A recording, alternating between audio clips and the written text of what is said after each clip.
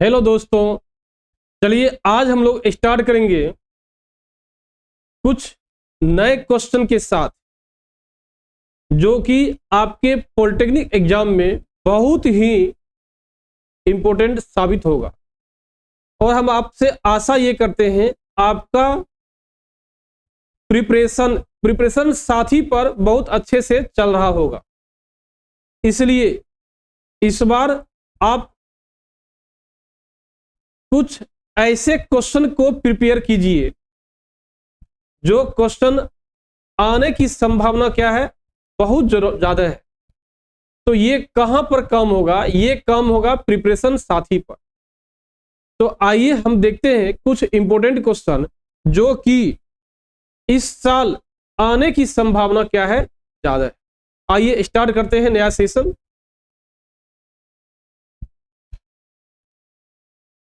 देखिए, फोटोग्राफी के काम में किस यौगिक का प्रयोग होता है? फोटोग्राफी के काम में किस यौगिक का काम आता है?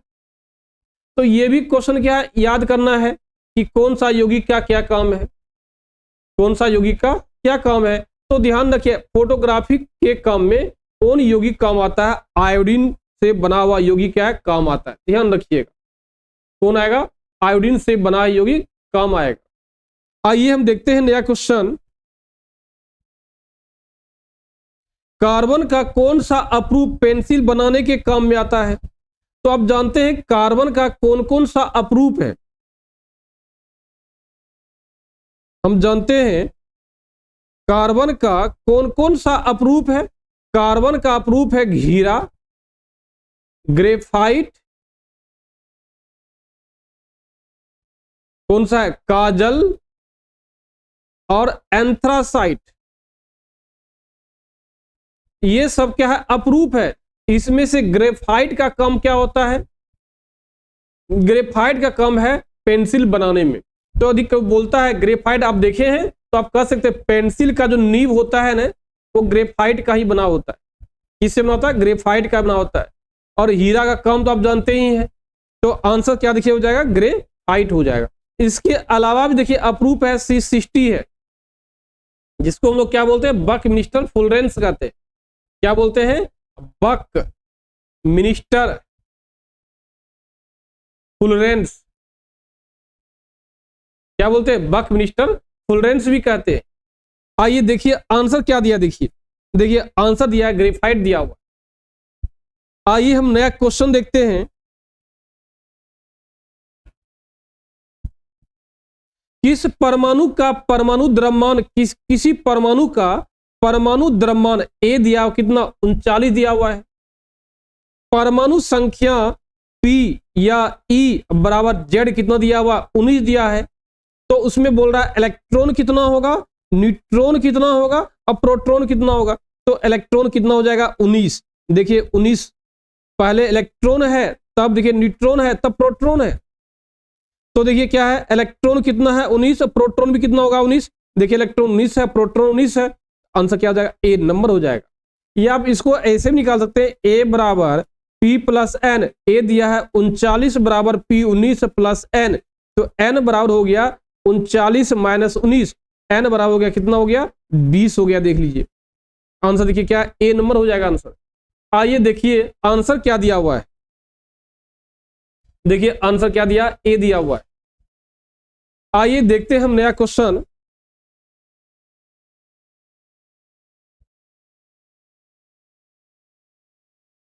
देखिए 10 ग्राम CaCO3 को गर्म करने पर STP पर CO2 गैस का आयतन मिलेगा। तो देखिए क्या CaCO3 है। सबसे पहले आपको क्या करना पड़ेगा, रिएक्शन लिखना होगा। CaCO3 को जब आप हीट करते हैं ये बनता है CaO और CO2 गैस बनता है। क्या बनता है, देखिए CaO और CO2 गैस क्या बनेगा आपका, जब CaCO3 को आप हीट करते हैं। अब दूसरा देखिए पॉइंट, देखिए क्या है, इसको बैलेंस कीजिए। तो बैलेंस करने से देखिए क्या हो रहा है, कैल्शियम 1 है, कैल्शियम 1 है, कार्बन 1 है, कार्बन 1 है, ऑक्सीजन 3 है, 2 1 2 1 3 है। देखिए रिएक्शन भी आपका क्या है, बैलेंस है। पहले से देख लीजिए रिएक्शन भी क्या है आपका, बैलेंस है। तो देखिए ये भी 1 मोल है, तो ये भी क्या है, 1 मोल है। और 1 मोल का मास कितना होगा, देखिए कैल्शियम होता है 40 ग्राम प्लस कार्बन होता है 12 ग्राम, ऑक्सीजन होता है 48 ग्राम, 48 12 60 प्लस 40 कितना हो जाएगा, 100 ग्राम हो जाएगा। और कार्बन डाइऑक्साइड देखिए कितना है, कार्बन है 12 ग्राम, ऑक्सीजन है 32 ग्राम, क्योंकि एक ऑक्सीजन का 16 ग्राम, इसलिए 2 ऑक्सीजन का 32 ग्राम, तो कितना हो जाएगा देखिए 44 ग्राम हो जाएगा। तो आप कह सकते हैं 100 ग्राम CaCO3 को डिकम्पोज करने के बाद, डिकम्पोज मीन्स तोड़ना, आइए 100 ग्राम CaCO3 को तोड़ने पर देखिए क्या मिल रहा है आपको, 44 क्या मिल रहा है, देखिए ग्राम मिल रहा है आपको है। लेकिन देखिए आपको क्या पूछा जा रहा है, लीटर पूछ रहा है, ये जो निकलेगा, इसलिए एक में क्या देखिए हो जाएगा 44, अब बटा देखिए क्या हो जाएगा 100 हो जाएगा, इसलिए कितना बोल रहा है 10 में 44 गुना 10 अब बटा 100, तो कितना देखिए हो जाएगा 4.4 ग्राम मिलेगा। ये क्या मिल जाएगा 4.4 ग्राम मिल जाएगा, ऐसा ही होगा ना, ये हो जाएगा आपको। आप देखिए लेकिन आपसे ग्राम नहीं पूछ रहा है, आपसे पूछ रहा है आयतन पूछ रहा है, क्या बोल रहा है आयतन, तो आयतन निकालना पड़ेगा आपको ना। आयतन के लिए मोल दिया हुआ कितना, 1 मोल दिया है, मोल बराबर हो गया कितना 1, मोल हो गया कितना 1 हो गया आपको। आयतन पूछ रहा है, देखिए आइए आयतन पूछ रहा है, आयतन कैसे निकलेगा, तो देखिए इतना ग्राम तो निकल चुका है ना, इतना ग्राम निकल गया, आपको इतना ग्राम कार्बन डाइऑक्साइड मिलेगा।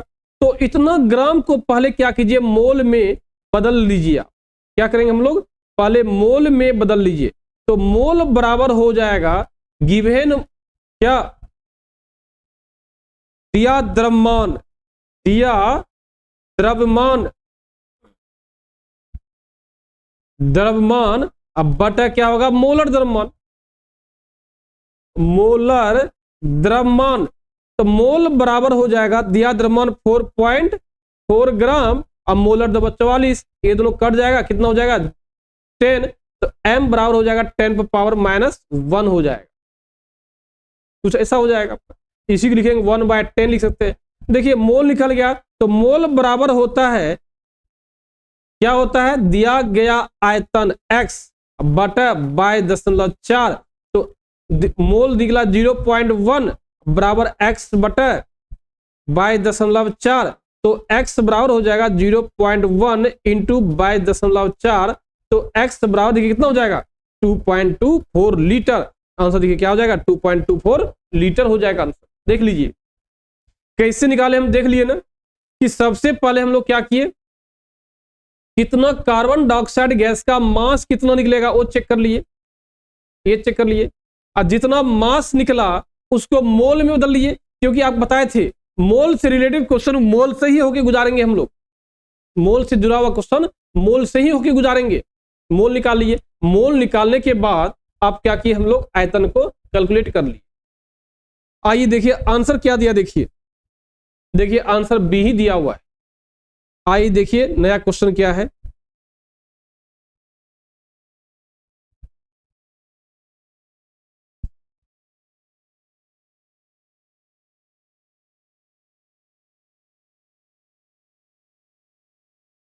देखिए आपको दे दिया है क्वेश्चन में n/100 SCl दे दिया है घोल, तो इसको लिख सकते हैं 10 पावर -2 NaCl बोल सकते हैं, ये हो गया कंसंट्रेशन, तो pH बराबर हो गया 10 पावर -2 हो गया, ये समझ गए ना। तो अब देखिए क्या होता है, pH बराबर कंसंट्रेशन ऑफ H+ आयन निकल गया। अब देखिए pH बराबर होता है -log H+ आयन होता है, देख लीजिए, तो pH बराबर देखिए होता है -log 10 पावर -2 होता है। तो देखिए pH बराबर देखिए होता है, इसको हल करेंगे -2 इंटू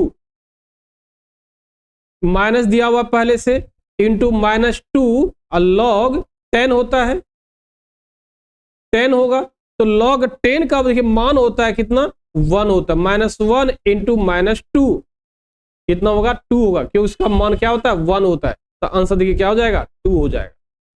आइए देखिए आंसर दिया हुआ कितना है, देखिए 2 दिया हुआ आंसर। आइए हम एक नया क्वेश्चन देखते हैं।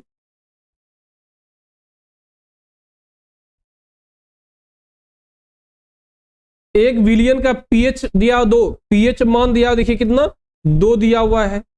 अब पीएच 4 करना है, पीएच 4 कब होगा, जब 2 गुना होगा। आंसर क्या हो जाएगा, 2 गुना हो जाएगा। समझे क्या है, एक पीएच देखिए 2 है, आपको दिया तो विलियन है, एक विलियन है, एक क्या है, विलियन है, विलियन है, जिसका पीएच मान दे दिया आपको कितना, 2 दिया है। पीएच मान कितना दिया है, 2 दिया है। जब पीएच मान 2 दिया है तो अब जो है पीएच मान करना कितना, पीएच मान करना है 4। कितना करना है, पीएच मान 4 करना है। तो पीएच मान 4 कब होगा, जब 2 गुना करेंगे। आंसर देखिए क्या हो जाएगा, ए नंबर हो जाएगा। आइए देखिए आंसर दिया हुआ क्या, ए नंबर दिया हुआ। आइए एक नया क्वेश्चन देखते हैं। देखिए क्या है, Cr2O7, इस पे चार्ज कितना होता है, -2 चार्ज होता है। इसी को बोलते हैं हम लोग क्या, डाइक्रोमेट आयन। क्या बोलते हैं, डाइक्रोमेट, क्रोमेट आयन कहते हैं। क्या बोलते हैं, डाइक्रोमेट आयन कहते हैं। तो आप कह सकते हैं Cr2O7 -2, इस पे चार्ज कितना होता है, -2 होता है। आंसर देखिए क्या हो जाएगा, ए नंबर हो जाएगा। आइए देखिए आंसर क्या दिया हुआ है, देखिए आंसर दिया है -2 दिया हुआ है। आइए नेक्स्ट क्वेश्चन देखते हैं। निम्नलिखित में से कौन सा लोहे का मिश्र धातु है, मिश्र धातु लोहा का कौन है। क्या ढलवा लोहा का, ढलवा लोहा मिश्र धातु है क्या, तो ढलवा लोहा मिश्र धातु नहीं है, एक प्रकार का लोहा होता है। कांसा में होता है क्या, नहीं होता है। कॉपर और जिंक होता है कांसा में। ड्यूरेलियम में होता है क्या, नहीं होता है। तो एक ही होता है कौन, स्टेनलेस स्टील। एक ही आंसर क्या होगा, स्टेनलेस स्टील। स्टेनलेस स्टील में क्या होती है, लोहा मिला हुआ रहता है, हमेशा ध्यान रखिएगा। स्टेनलेस स्टील में लोहा मिला हुआ रहता है। आइए आंसर देखिए क्या दिया हुआ है, देखिए स्टेनलेस स्टील। तो ये तो मिश्र धातु है, और मिश्र धातु यदि याद है आसानी से क्वेश्चन आपको बन जाएगा। यदि ये मिश्र, इसमें किसी प्रकार कोई कंसेप्ट नहीं है, बस याद करना आपको इसको है कि लोहा जो है किस मिश्र धातु में प्रेजेंट होता है। लोहा से बना हुआ मिश्र धातु बहुत ज्यादा होता है, लेकिन जो ऑप्शन में दिया हुआ है उसमें क्या होता है, स्टेनलेस स्टील होता है, जिसमें लोहा उपस्थित रहता है। आइए नया क्वेश्चन देखिए क्या दिया हुआ है। निम्नलिखित तत्वों में 8वें समूह का तत्व कौन सा है। 8वें समूह, देखिए आप डायग्राम आपको याद होगा ना, कुछ डायग्राम ऐसा होता है ना,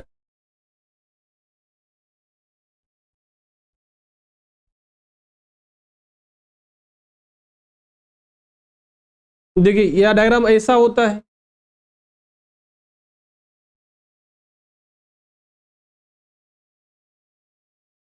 देखिए 1 समूह, 2 समूह, 3, 4, 5, 6, 7, 8, 9, 10, 11 और 12।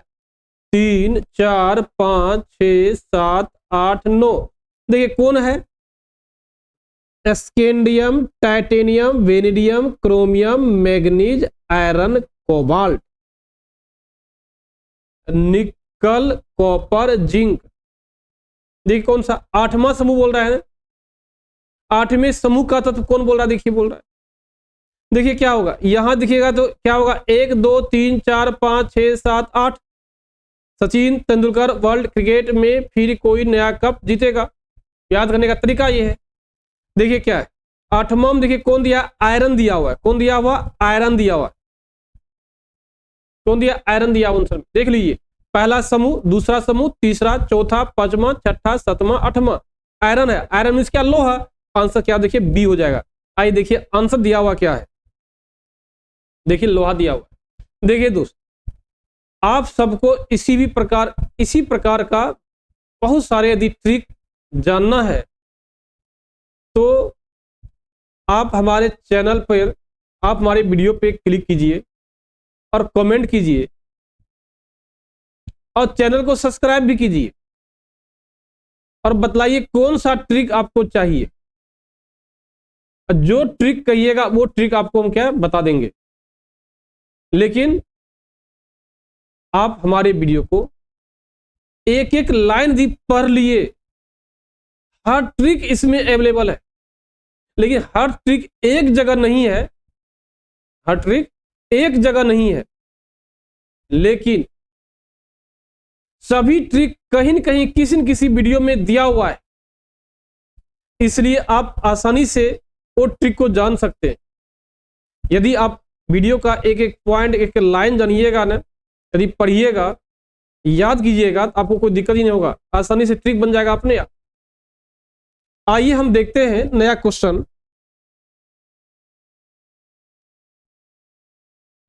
कोल गैस मिश्रण है, कोल गैस जो है मिश्रण है, किसका मिश्रण है? तो कई बार हम पढ़ चुके हैं। कोल गैस जो होता है ना,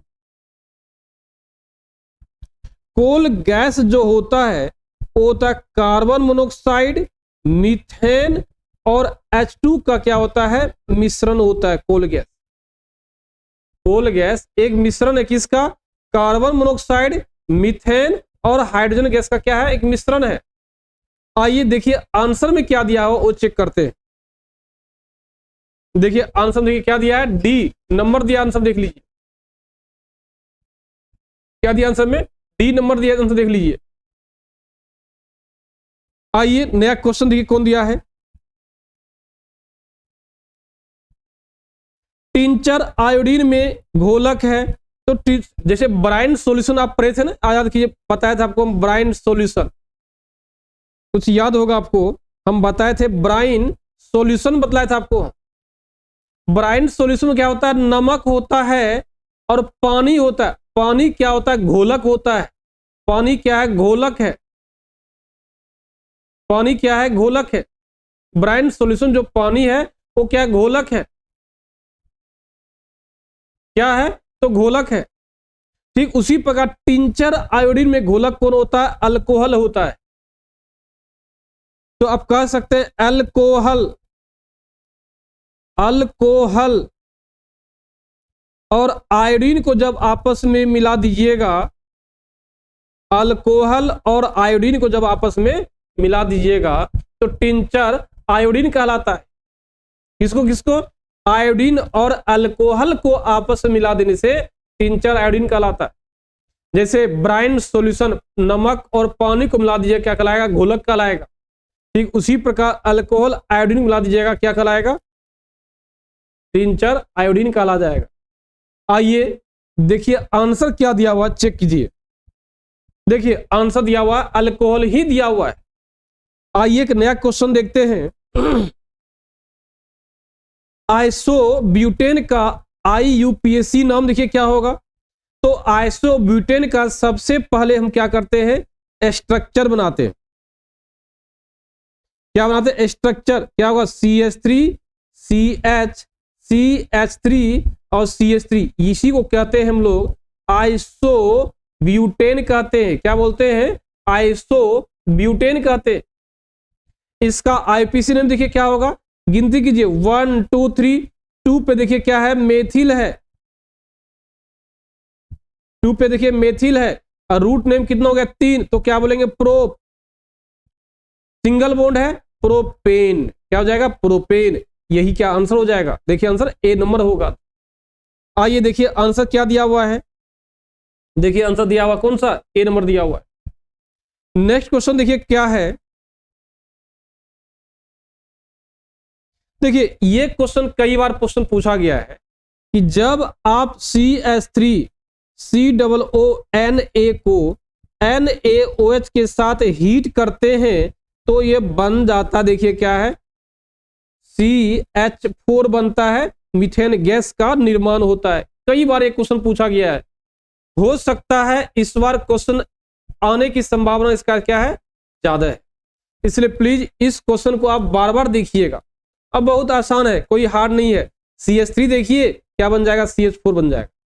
यदि इसी में यदि दे दिया जाए CH3 CH2 COONA दे दिया जाए और NaOH दे दिया जाए, तो ये बन जाएगा, हीट करने के बाद CH3 और CH3 का निर्माण हो जाएगा। लेकिन क्वेश्चन में एक ही CH3 है, तो क्या हुआ, CH4 में कन्वर्ट हो जाएगा।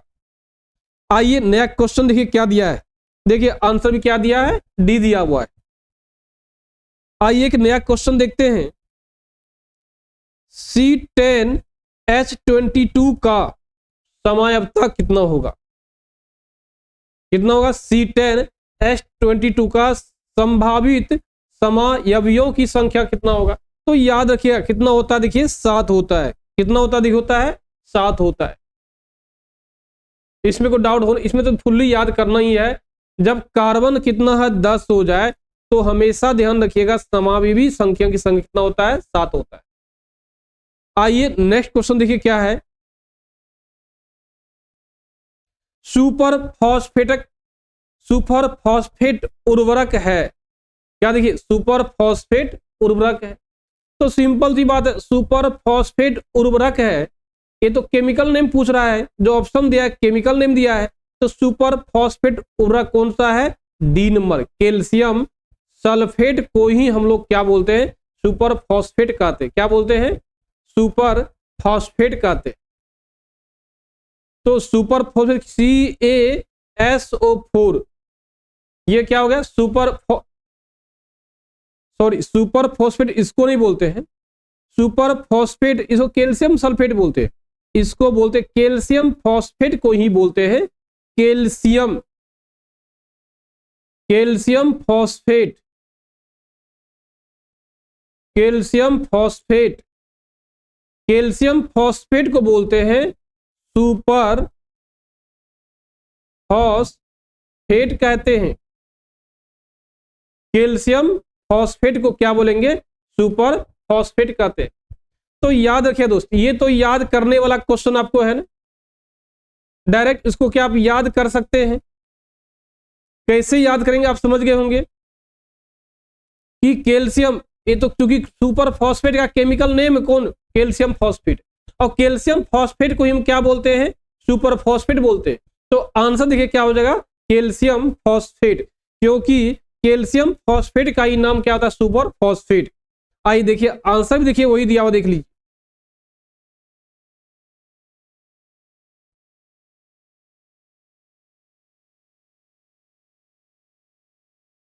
देखिए आंसर क्या है, कैल्शियम फॉस्फेट। तो दोस्तों आज हम लोग कुछ इंपॉर्टेंट क्वेश्चन देखिए। इस बार जो है,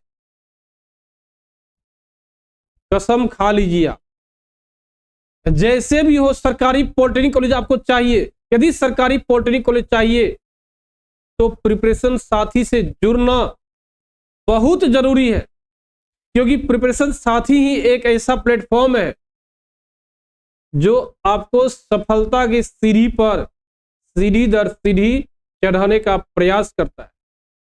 इसलिए दोस्तों समय बहुत कम रह गया है, 24 घंटा में 24 घंटा आप पढ़िए, लेकिन एक एक क्वेश्चन को आप देख कर जाइए, एक एक क्वेश्चन को आप पढ़ के जाइए एग्जाम हॉल में, ताकि एक भी क्वेश्चन आपसे नहीं छूटे। क्योंकि इस बार हम वही क्वेश्चन पढ़ा रहे हैं जिसके आने की संभावना बहुत ज्यादा है। इसलिए आप इस बार एक भी क्वेश्चन छोड़ने का प्रयास मत कीजिए, नहीं तो एग्जाम देने के बाद आपको एहसास होगा आपने गलती किया तो कहां गलती किया, ये तो पता चलेगा ही गलती क्या हुआ, और कहां गलती हुआ ये भी पता चलेगा जनरली। इसलिए इस बार जो है एक भी क्वेश्चन छोड़ने का प्रयास ना करें तो ज्यादा बेहतर होगा आपके लिए। चलिए आज का सेशन हम लोग यहीं समाप्त करते हैं, तब तक के लिए जय हिंद।